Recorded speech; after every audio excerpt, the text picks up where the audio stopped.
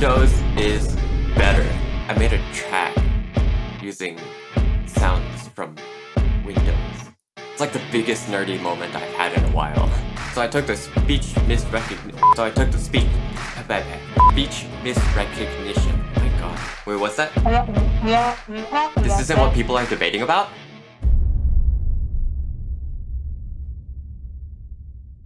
Alright, I have to confess. Clearly, the Windows versus Mac debate is about their technology, and it was never about their sound design or music.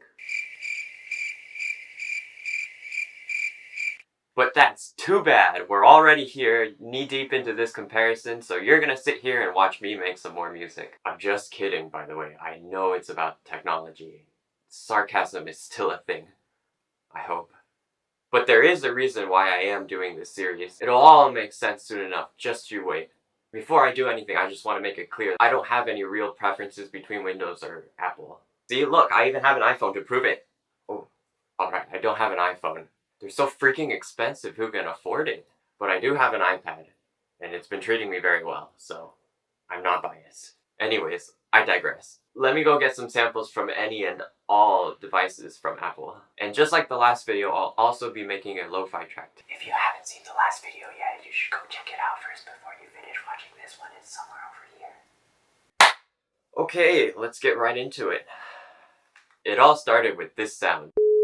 It's just a simple sine wave, so I decided to make a pad out of it.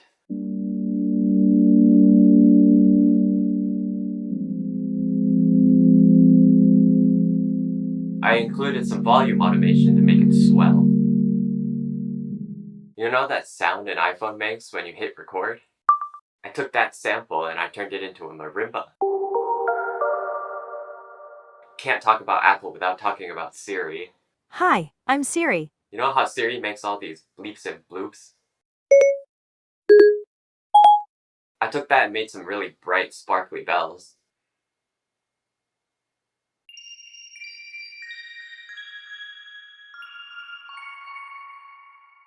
I also took one of the other ones and made this. It kind of reminded me of like the Game Boy Advance startup screen.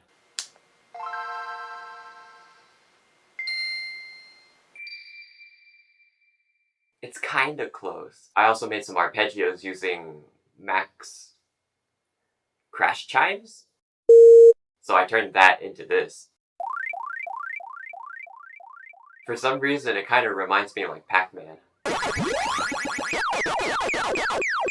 I made a huge sub-bass out of this sound. I pitched it down many octaves and gave it some saturation for the upper harmonics.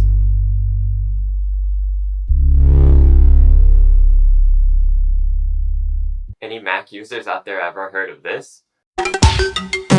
It's a very strange sound clip, but I managed to slice out a kick drum out of that. I EQ'd the crap out of it just so I could get that low-end thump. And I took the kick drum from my Windows video and layered it on top of this one because I didn't think it was kicking hard enough. Kicking hard enough? It wasn't hitting hard enough. It's a kick. Oh.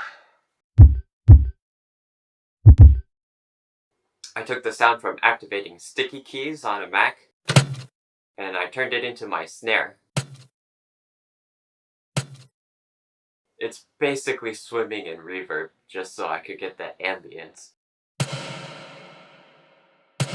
I took that same sticky keys sound and I programmed in a hi-hat rhythm. I have an LFO affecting the gain and the filter, so it also gives that swelling quality. I also found this. I took one of the clicks and made it kind of like a rim shot. And here's all of my percussion together.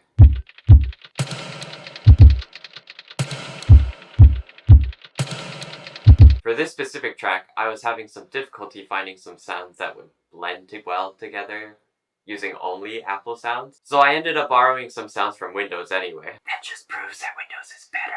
No. It means nothing. Don't come at me. I'm just making music. So I took this and I turned it into, what would I even call this? What would I even call this? Like a wah-wah synth? Wah-wah synth. Wah-wah synth? Wah-wah synth.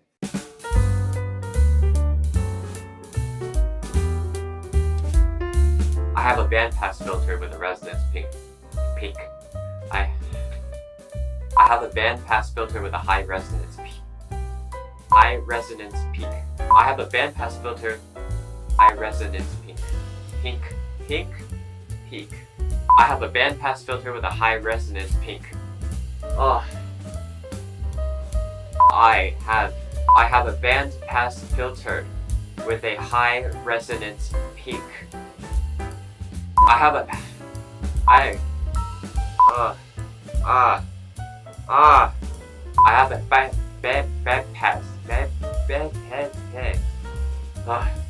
have a bandpass high res speakers.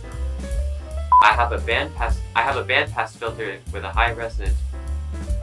I have a bandpass filter with a high resonance peak that's being automated to give it that wah-wah sound. That wah-wah sound.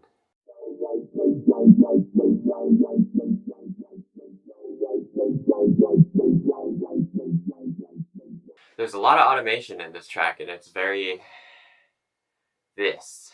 It's very this. What am I doing today? Speaking of borrowing from Windows, Apple doesn't have anything for me to use for ambient noise, so I ended up using the same ambient noise from my Windows track, and I rearranged it to fit into this track.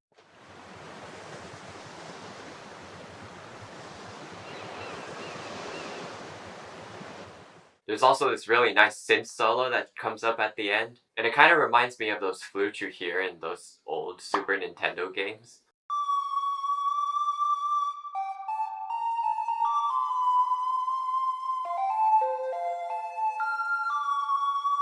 There seems to be a very game-centered theme around this track, but I promise there isn't. Maybe it's just very nostalgic to me, I don't know. Honestly, it's a very simple track, it doesn't have very many components to it, but I think it's compelling enough to be impactful through its simplicity. Personally, I recommend you listen to it on a good set of speakers or headphones. That way you'll be able to feel and enjoy that deep sub bass that I made. Anyways, enjoy!